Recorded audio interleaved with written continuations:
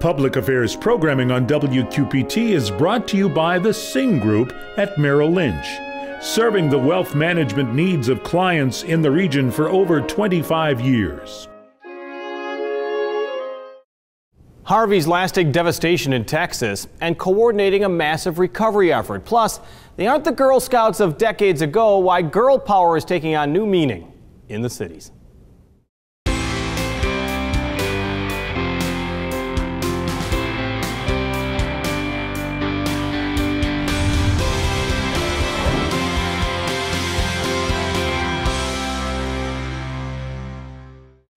It was more than a week ago when we heard the warnings of a massive storm that could dump loads of rain in Texas. It would slam the coast more than once. Hurricane Harvey will now live in infamy. It's expected to be the most expensive disaster in American history. Relief efforts are continuing.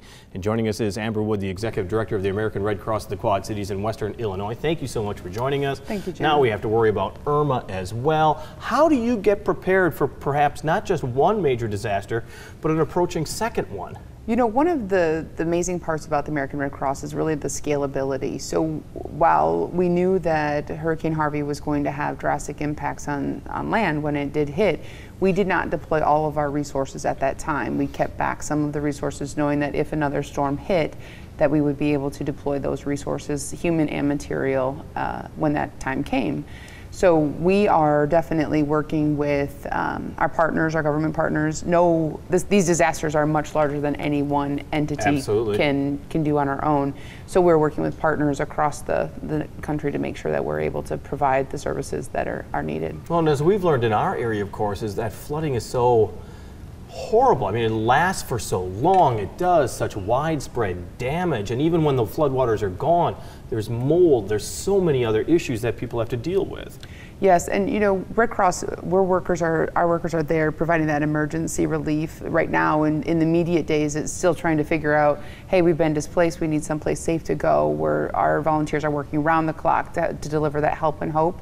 But then moving into the next phase, working with our partners in that recovery, helping those individuals to get back on their feet as quickly as possible. Well, and as you said, allocation of resources is so important, especially when hurricane season runs, I believe, until November 1st. I mean, we're not even close to being done with this. Definitely. And that's the other reason, you know, certainly as we deploy our resources, we want to make sure that we're taking into account that additional storms could be impacting our area.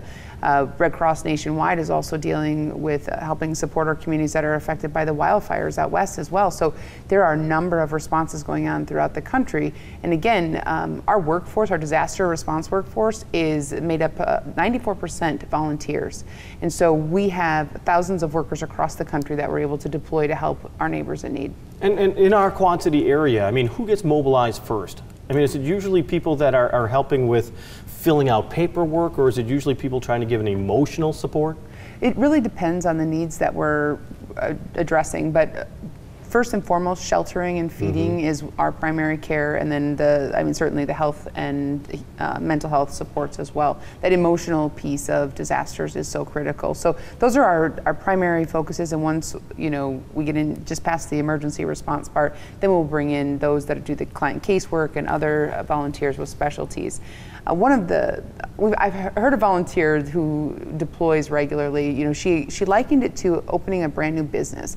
So when an operation starts, we have, it's like opening a business with people from across the country within just a few short hours. And then we have logistics, and you've got casework, and you've got all these different arms of the operation that are occurring simultaneously. But again, you have specialty tracks that our leadership team is helping to guide, addressing the most urgent needs first, and then making sure that we have the scalability to deliver the full scope of Red Cross services. Don't talk about scalability. I mean, it's 12 years since Katrina, which was a ginormous undertaking for the Red Cross and so many other organizations as well. Has the Red Cross recovered from Katrina? Has the Red Cross recovered from whatever the last disaster that was major that you had to take care of? Yeah, and one of the things is that each time that we respond to one of these large-scale disasters, you know, there's Katrina, there's Superstorm Sandy, and probably the more recent years, we learn something every time on how to better serve those that are being impacted. What did we learn? Well, there's always, you know, the use of technology and ways to communicate and different things of that nature. So all of these lessons learned are applied to how we're delivering services each and every day. The use of technology, for example, As GPS becomes such a large part of so much of what we do, we now have visibility into where our emergency response vehicles are delivering food, what they're taking there. Maybe it's not just food, maybe it's those cleanup supplies. So we can identify very quickly through mapping systems and GIS systems. So we're able to implement technologies into our service delivery plans. Who from the Quad City region, I don't mean specifically names, so what type of positions are down there right now? I mean, is the emergency response vehicle down there? What has been sent from the Quad City area? Sure, yes, our emergency response vehicle deployed to assist with delivering meals. We also have a number of sheltering workers that are there helping just to provide the help and hope. We've got leadership staff that are also deploying either to help with current operations, but also pre-positioning for Irma as we prepare for the oncoming storm as well. And how does that work? I mean, you become a volunteer, but you're looking for people that have a specific area of expertise, are you not? Well, we will train. So individuals that basically have compassion and a willingness to give back is the core of our volunteer base, and they live it every single day. I am so proud that our volunteer corps is as giving and generous as they are. We provide the training, and from there we work to best utilize your skills from there. And then how long are they on assignment, so to speak? For the current role, we have 1 or 2 week assignments at this point, depending. That's how it goes, right? Yeah, and so at this point, we are looking at doing some just-in-time training in the community and all of the details on how to register, as well as what the times are for those classes can be found on the Quad Cities Red Cross social media pages, Facebook and whatnot. Because it's amazing how many of these volunteers will go there and their lives are changed when they come back. Absolutely. But they say they would never have done it any other way. Right. You know, deployment really affects you just because you see and you get to help, and you're sometimes watching from the sidelines can be overwhelming. And we were just talking about the images before, but this gives you that firsthand experience to be able to be there delivering the help and the hope and even the hugs. You know, sometimes it's that emotional connection of knowing that, hey, we're not in this alone. Having that support there really makes a big difference. American Red Cross is always asking for cash. And the big reason is, like you said, it's a devastated not only neighborhoods, but a devastated economy as well. Absolutely. Businesses are impacted, you know, and hopefully as they reopen, we're able to infuse those donated dollars back into the community to be purchasing supplies locally. But that also serves another purpose. You know, you don't have the shipping costs or the storage costs as well that go into that. So with Red Cross support, that's how we're able to address the most urgent needs each and every day. And as you know, I mean, needs change. What do you think is going to be the lasting impact for the Red Cross as far as Hurricane Harvey is concerned? How long do people usually stay there? Because once the cameras are gone, you're still there. I mean, you're there for quite some time. Right. Well, and really we don't have a timeline. We are just working to make sure that everyone has a safe place to go and has long-term plans in place for their recovery. So we'll be there as long as it takes. And then, like you said, with Irma, we don't know exactly the path it's going to be taking, but you try to get at least as close to the front line as you can. Then the hurricane comes through. Then you try to convoy and marathon your way in there. Definitely. So we are currently pre-deploying resources today, even this week, so that way when it does make landfall, we know we can quickly mobilize them as well. Is there a little fear, though, also that when you get a large amount of giving for a national disaster, that locally some of those needs are not met because the money is being spent elsewhere?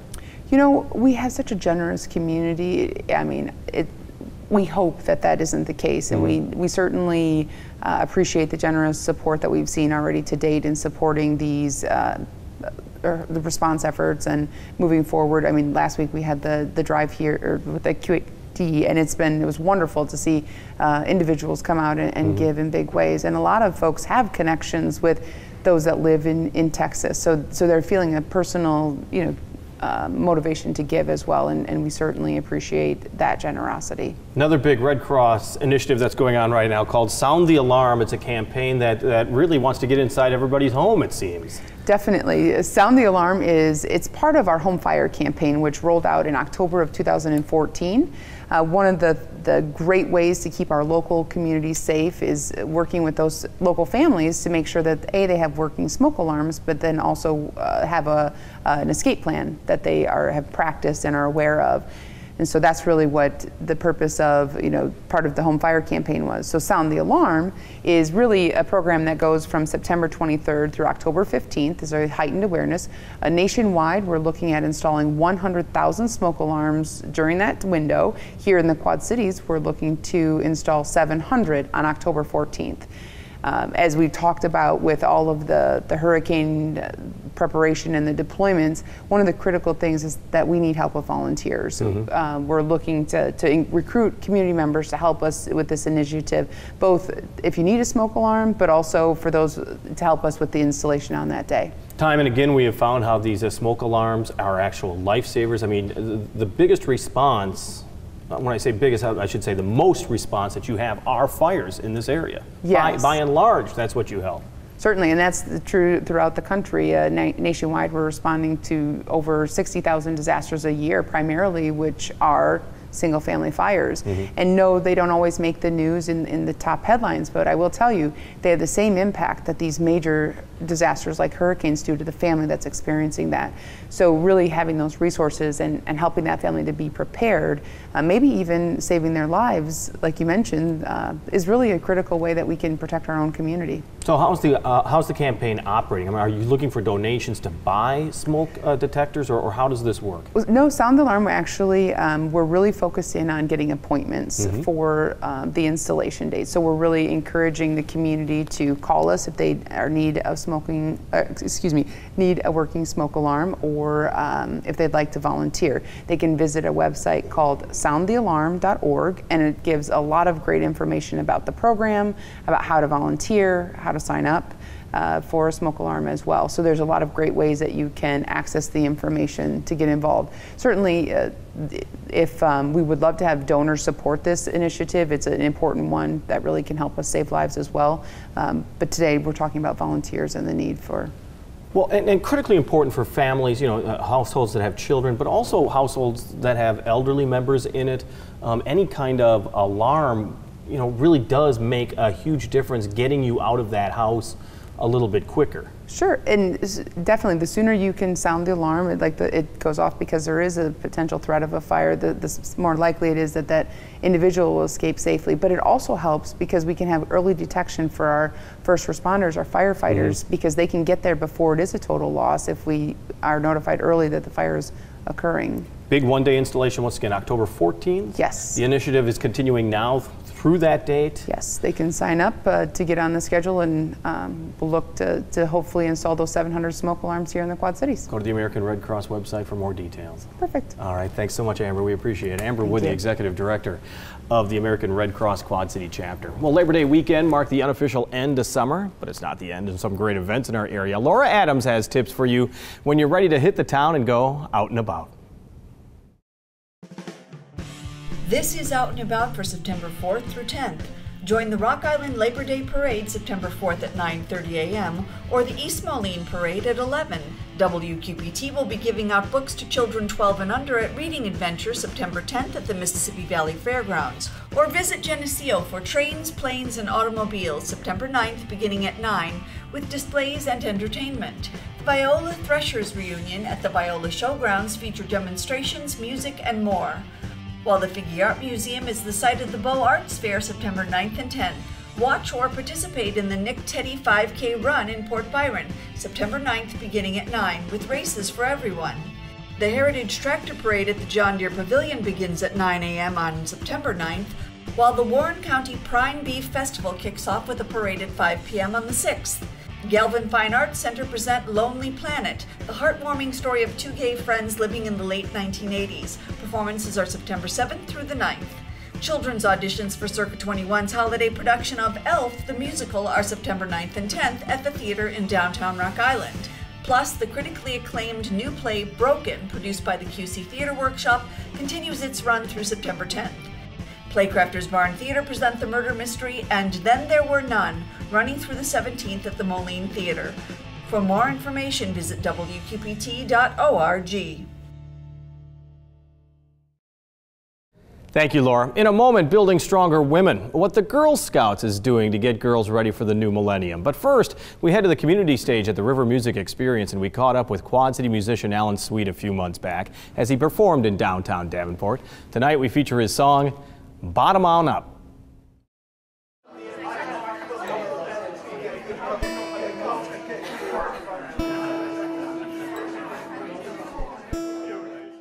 Power of the Mississippi, oh so mighty and strong, can tear down your house, can wash away your home. Yeah, I'd like it if you would go there. Then you can see for yourself.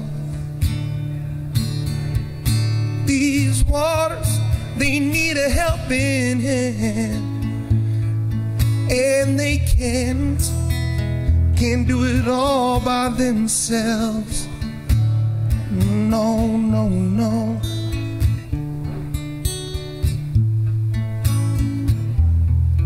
There's a great organization that started out of the Quad Cities here called Living Lands and Waters. They clean up the river up and down, not just the Mississippi, but everything else that feeds into the Mississippi River, cleaning up old tires and picking up cars out of the river, all that stuff. Make sure you check out that organization, livinglandsandwaters.org.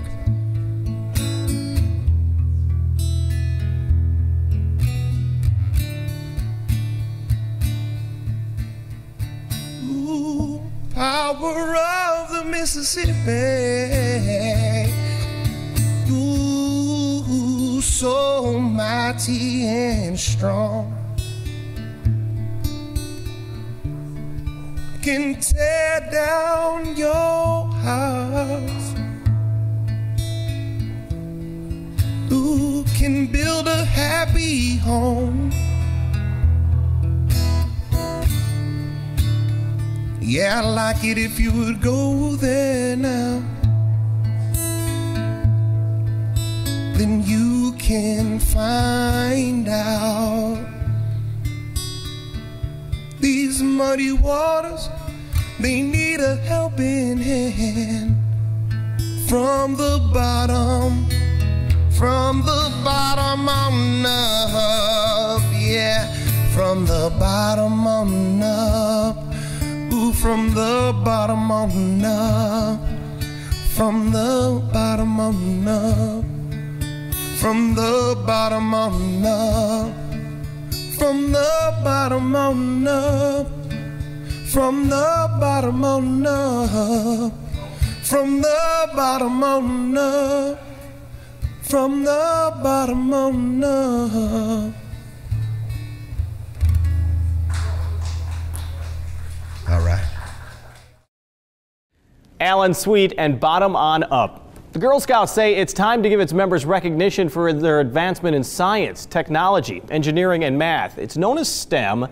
There's a big push for our children to learn more about these areas to better succeed in our high-tech world. And the Girl Scouts want to support girls who will grow up and help change the world. And joining us is the head of the Girl Scouts of Eastern Iowa and Western Illinois, Diane Nelson. Thanks for joining us. Thank you. Thanks for having me. Is it really a new mission, or is it just like an evolution of what you've always been doing? I would say it's an evolution of what we've always been doing. But we're talking about STEM, and let's be honest, all the research has shown that American children are behind other countries, and American girls are behind American boys when it comes to STEM advancement, particularly later in life. You know, STEM is such an important part of our program, and it's also an important part of our world. And we really have to give girls the tools that they need to be the best that they can be in our science, technology, engineering, and math. And the Girl Scouts have always realized that. But we really put an emphasis towards it just recently. We have 23 brand new badges coming out for our girls from kindergarten through 5th. They're going to learn anything from race cars to robotics. They're going to learn about coding. They're going to have such a great opportunity not only to learn skills about science, technology, and engineering and math, but also opportunities to learn to think like a scientist. And why is that important? Because we're talking about how competitive it is once these kids get out of high school and out of college. You know, we partnered with many big companies when we put these badges together. And we got a call from our large companies saying we really need more people, and especially women, involved in STEM programs. And they asked, how can the Girl Scouts help make that happen? So we took on that challenge. So we agreed to partner with some of these big companies and really say, what is it you need to help these young girls learn to advance in the STEM program so they're ready to be employed in these big companies 10, 15, 20 years from now? Well, you get a little tired maybe of talking about, oh, girls are trying to break the glass ceiling, or that there's some barrier that's holding them back. There are barriers holding them back, but not in their minds and not, as far as they are concerned. I mean, what's changed generationally, you've had to keep up with. Right. You know, when girls are young, when they're in first, second, third grade, they can think they can do anything in the world. Nobody's going to stop them. And then society steps in and kind of tells them, they put a little, maybe that glass ceiling, like they'll see the boys in a classroom that raises their hands faster, or they might be in a particular situation where a boy speaks up faster than them, and they might think, maybe they do know more than we do. Our job in Girl Scouts is to tell them, no, you know just as much as they do, and you're just as important in the STEM field as anyone else. So we are continuing to build that courage, that confidence in those young girls, to let them know that they have a voice when it comes to STEM, and we need them. But we need to make sure we're teaching them and helping them to grow to become the best that they can be in that field as well. It was interesting that you were mentioning the badges, and you said, some of the girls just absolutely love the badges. Right. I mean, that's what you're working for. Right. And I see here the badges are girl tested and girl approved. Right. What did that mean? Right. So that means when our national organizations was putting these badges together, you can have the best badge in the world, but if the girls don't want to do it, it doesn't matter. So girls had part in designing the badges, thinking of the fun that they want to have while they're doing the badges. So if the girls are part of the development of it, we know that it's something that will be successful when it goes out to the field. Well, and I think one of the interesting things that you were pointing out about the Girl Scouts, and there was Girl Scouts Research Institute that took a look at this, and that when girls get involved in scouting, and I'd assume boys as well, their chances for leadership grows, their ability to work with others and actually to solve problems as a group really increases. I mean, that's the importance of scouting, is it not? Absolutely, absolutely. There's so much research that backs that a young girl who is part of the Girl Scout program will absolutely have that confidence to do what needs to be done. They also understand the importance of giving back to their community. You think about Hurricane Harvey. You think about Hurricane Harvey. We've had girls that actually have come into our office and have asked, how can I help? How can we support it? How can our troops here locally support all of those people in Texas? So they understand and value the importance of giving back to the community, and we teach that in Girl Scouts every day. Well, and as we were saying, the Girl Scouts are evolving, and I noticed that in September, I think the 19th and the 21st, you have September online town hall meetings, and that really is to talk about the future of Girl Scouts, and really from the grassroots level, that people in this area can have a bit of a say in charting the future of the Scouts. That's right. We have a big national convention where thousands and thousands of girls and leaders will go to Columbus, Ohio the first week in October, but our local Girl Scouts will have a chance to participate in these town hall meetings that will help make decisions for the future of our Girl Scouts. How do you think this is going to change? I mean, what changes seem to be on tap? Because I'm sure you could see some things coming down the road. Yeah, I think it's just to continue to understand the importance and the impact that we make in a girl. We're an all-girl environment that really supports our girls. So it's constantly looking at today's work, future work, what else do we need to do to make sure that we are giving our girls what they need to be the most efficient, most effective, and very, very, very strong leaders in the future. And you said, as so important it is to have the girls involved in scouting, it is so important to have the volunteers there. And you've got some girls who want to be in scouting who can't just because of a lack of volunteers. That's right, that's right. Here in Eastern Iowa and Western Illinois, we have about 16,000 girls in Girl Scouting, and we've grown this year, and we continue to grow, but we do have schools that we just do not have leaders. We have girls that want to be part of our program, but we haven't had the ability to have leaders step up. We've had an increase in the leaders serving our girls. because they have also noticed what a great impact it makes on them. It helps them to build their courage and their confidence and their character, and they really enjoy working with the girls because it becomes a win-win situation. But there never seems to be enough volunteers for the number of girls that want to be part of the Girl Scout program. So if somebody is interested in volunteering, I mean, what are you looking for and how do they do it? You know, we're looking for people who understand the importance of girls and helping them to grow to be confident leaders. We will train these leaders. We have unbelievable training, we have unbelievable support, we have staff that will support them to be the best leaders that they can be. We have the resources, we have online toolkits that make it so easy to be a leader, easier than it ever has been before. So if anyone's ever interested in becoming a leader for Girl Scouts, they just have to go on our Girl Scouts at girlscoutstoday.org, and we will get them lined up with a Girl Scout troop. Because as we said, this is not your mother's Girl Scouts anymore, and it's more than just cookie sales. There's just so much more to building young girls into stronger women in the workforce and in life. And we need those role models for our girls. You know, we have our cookie program, which is an unbelievable financial literacy program for our girls. They learn so many skills, and they get to raise dollars and use those dollars to support their troops. But we need those adult role models to help them and to support them and guide them. Diane Nelson, the Chief Executive Officer of Girl Scouts of Eastern Iowa and Western Illinois. Thanks so much for joining us. Thank you. Appreciate it. Good luck to you as well. WQPT is doing its part to support the military men and women in the cities who are serving our nation. We call it Embracing the Military, and military dads are being given a chance to fish with their kids as part of the military's ongoing fatherhood program.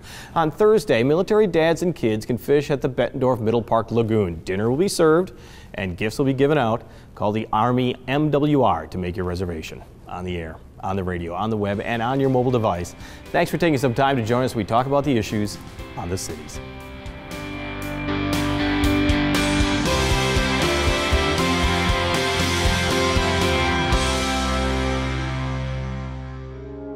Public Affairs programming on WQPT is brought to you by the Sing Group at Merrill Lynch, serving the wealth management needs of clients in the region for over 25 years.